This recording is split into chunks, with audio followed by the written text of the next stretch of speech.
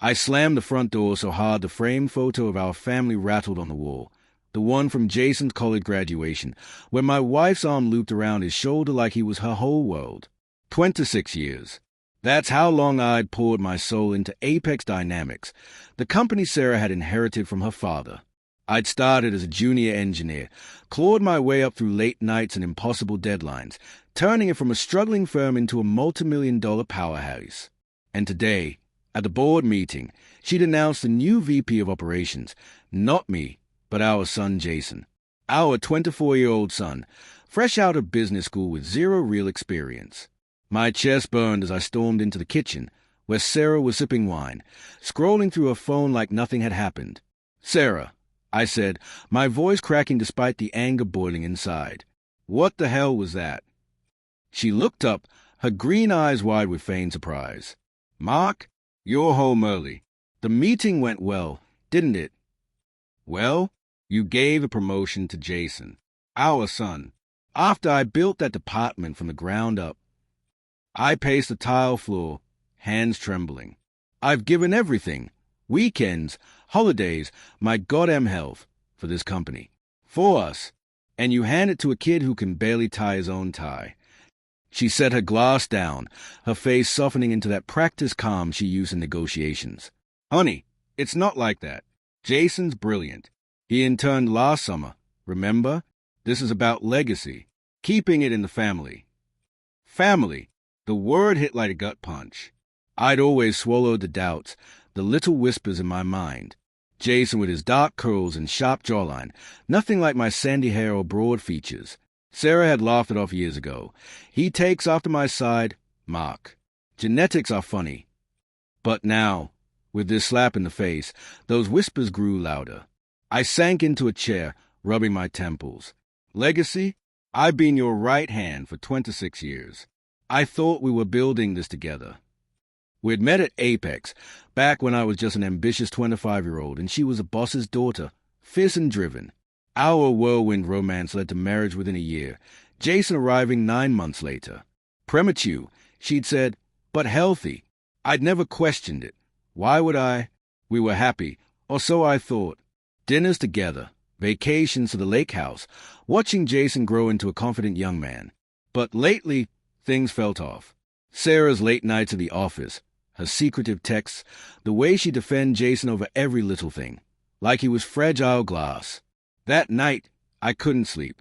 Sarah's steady breathing beside me felt like a mockery. I slipped downstairs to my home office, the one cluttered with old Apex files I'd brought home over the years. Resignation letter. I'd type it up now, effective immediately. No more pouring my life into a place that saw me as disposable. As I rifled through drawers for a flash drive, a yellowed envelope tumbled out. It was tucked behind old tax returns, addressed to Sarah in a looping script I didn't recognize. My heart thudded as I opened it, unfolding a letter dated 25 years ago. "Dearest Sarah," it began, "I can't stop thinking about our nights together. The baby changes everything, but I know you'll make the right choice. Mark's a good man, but he's not me. Love, always, Ah." Ah, who the hell was Ah? My mind raced. Rub No, her ex from college was a Tom. Then it hit me. Richard Harlan, the slick investor who'd partnered with Apex early on, before vanishing to Europe. I'd met him once. He had those same dark curls. Suspicion clawed at me, but I shoved it down. Denial was easier. It had to be a mistake, an old flame before we married. But the date? 2 months before our wedding. And Jason born premature. The next morning, I confronted her over coffee. "Who's I asked, sliding the letter across the table. Her face paled, cup clattering against the saucer. "Where did you find that?" "Does it matter? Tell me it's not what I think." She averted her eyes, twisting her wedding ring. "Mark, it was a long time ago. A mistake. I ended it before we got serious." "But Jason..." My voice broke. "The timing. He doesn't look like me. Never has." Silence stretched, thick and suffocating. "Finally," she whispered, "he's yours in every way that matters. I raised him with you. We built a life. In every way that matters." Anger surged, hot and blinding. Did you get a paternity test? Or did you just assume I'd never notice? Tears welled in her eyes. I was scared. Richard left when I told him. You were stable, loving. I thought it was for the best. For the best. The words echoed as betrayal crashed over me like a wave. 26 years of loyalty, not just to the company, but to her. I'd changed diapers, coached Little League, paid for tuition, all for a son who wasn't mine. And now, she'd rewarded him with a position I'd owned, protecting her secret legacy at my expense. The pieces clicked. Her insistence on fast-tracking Jason, the hushed calls of old friends, the way she'd grown distant, as if guilt had been eating her alive. I stood, chair scraping back. I'm resigning. From Apex. From this marriage. Mark, please, she begged, grabbing my arm.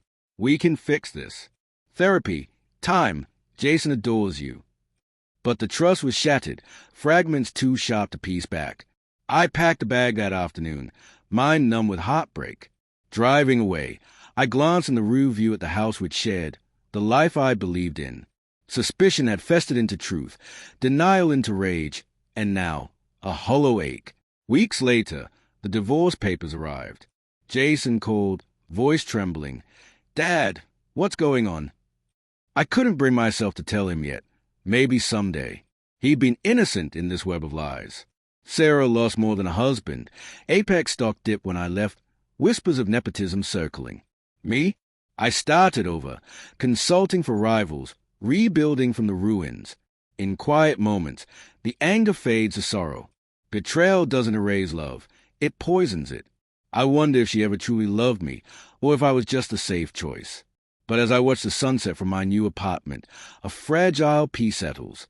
I've lost everything, but gained the truth. And that's a promotion I never saw coming.